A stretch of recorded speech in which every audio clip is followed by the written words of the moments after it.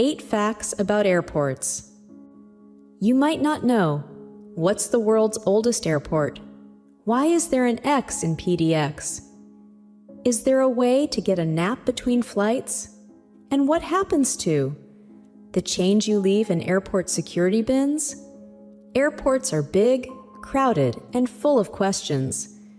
The following 8 facts might change the way you catch your next flight, or at least end some mysteries. 1. In airport codes, X is just filler. The X and the end of PHX. Makes sense for Phoenix Sky Harbor International Airport. But what about LAX for Los Angeles and PDX for Portland? Turns out the X is left over from the days when airports used 2-letter codes from the National Weather Service. With the rapid growth of air travel, it soon became apparent that 2 letters wouldn't be enough. When International Air Transport Association, IATA, 3-letter codes became the norm in the 1930s. Some airports gained an X at the end. Then there's Sioux City Gateway Airport, which is blessed with the IATA code SUX. In 1988 and 2002, officials petitioned to change the code and were offered 5 options by the FAA, GDW, GYO, GWhite, SGV, and GAY.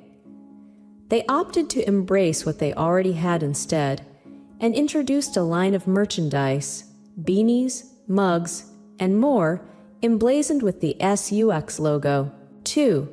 The Wright Brothers Airport is the world's oldest continuously operating airport. Flight pioneer Wilbur Wright established College Park Airport in College Park, Maryland in 1909 as a training ground for 2 military officers as they got ready to fly the government's first airplane.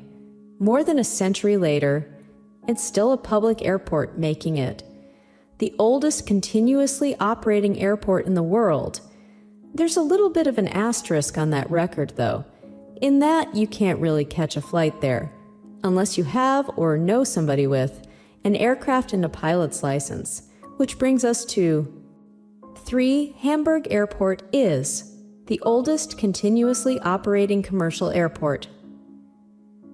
If you're looking for the oldest airport with terminals and plane tickets, look no further than Hamburg Airport, established in 1911. But while America was building its aviation history on airplanes, Germany built the facility around the country's own technology. Zeppelins. Count Ferdinand von Zeppelin, the inventor of the Zeppelin airship in the 1890s, gave an enthusiastic speech about the future of air travel in Hamburg in 1910. Residents believed in his vision, and the first building at the Hamburg Airport was an airship hangar, built in 1912. However, it took less than a decade for airplanes to start taking over. The airport broke the 1 million passenger mark in 1961. 4. Airlines. Pay up to 8 figures for slots on the airport's schedule to keep air traffic running smoothly and safely in more than 200 of the world's busiest airports. Airport operators grant airlines slots that give them authorization to take off or land at certain times, and in many places, demand is far outpacing supply. The most expensive slots are at Heathrow International Airport in London, England. In 2016, Kenya Airways sold its only slot to Oman Air for a whopping $75 million. That's on the high side, but 8 figures is relatively common. 1 year later, 2 slots fetched the same price when Scandinavian Airlines decided to sell. Because an airline can lose that valuable asset if it doesn't use it at least 80% of the time in a 6-month period, you might see some unusual scheduling. At one point, British Mediterranean Airways was operating round-trip flights between Heathrow and Cardiff Airport in Roos, Wales. A journey of just a few hours by car or train with 0 passengers, angering environmental activists, among others.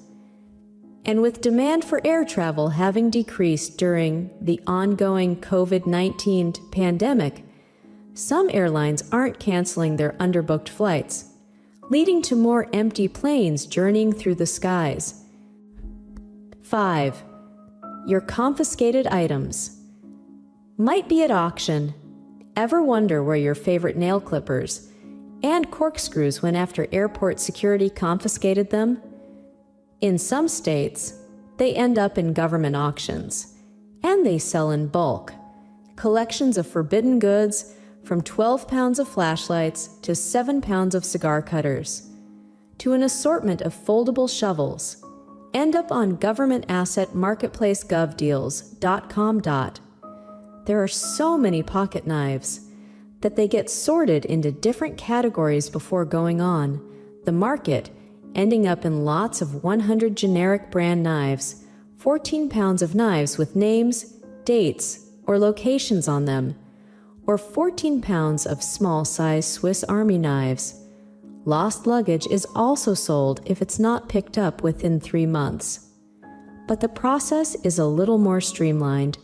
A reseller called Unclaimed Baggage sorts through and resells, repurposes, or recycles the bags and their contents. Speaking of airport security, 6.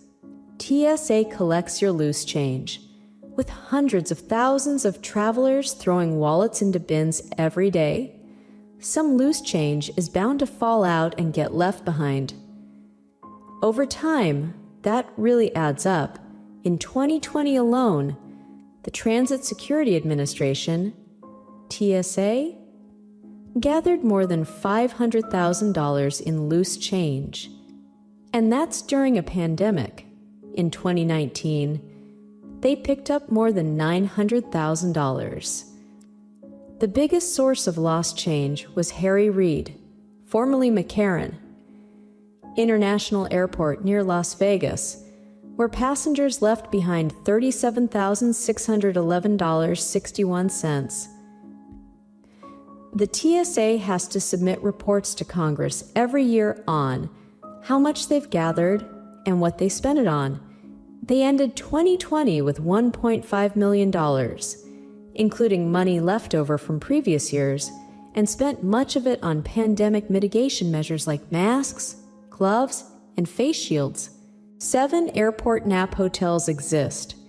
During a longer layover or delay, travelers sometimes stay at nearby hotels, then head back through security to catch their next flight. But if you just need a quick nap or a moment of quiet, or you're worried about oversleeping, transit hotels are located literally inside the airport. Aerotel has locations throughout Asia and a few outside. For some sleep and a shower between, before, or after flights, whether you need an hour-long nap or an overnight stay. Yotel, with airport locations in Amsterdam, London, Istanbul, Paris, and Singapore, fills a similar niche. You can book as little as 4 hours in a relatively bare-bones room, with a bed or two, shower, and Wi-Fi. More traditional hotels built for regular sleeping also exist inside airports, but often offer shorter-term options designed for decompressing during a layover. You just might pay a little extra for the bells and whistles. The Hilton Munich Airport offers a 2-hour spa card, and Grand Hyatt DFW and JFK's mid-century themed TWA Hotel. Both offer fixed day use rates that include access to the pool, starting at $109 in Dallas and around $149 at TWA. 8. Therapy dogs are an increasingly common amenity. Anxious before your flight? Need a little dog cuddle? As of August 2021, dozens of airports in North America had some kind of therapy dog program, Whether it was daily dog visitors or a once-a-month treat, one of the biggest operations is the Pets Unstressing Passengers PUA program in Los Angeles International Airport, LAX, which had around 121 dogs participating before the pandemic. Most of them rescue dogs, and all of them with appropriate certifications and on the job experience. Each dog has a handsome red vest and weekly shift of 1-2 hours, and handlers double as customer service reps. That can help you find your way to the correct gate. Each therapy dog program is as special as its four-legged volunteers.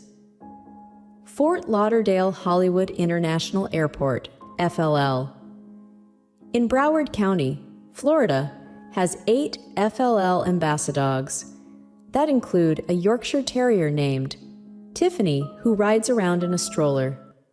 At the Edmonton International Airport in Alberta, Canada, pups and handlers wear matching outfits and distribute trading cards. In 2016, the San Francisco International Airport, SFO, added a Juliana pig named Lilu to its WAG Brigade.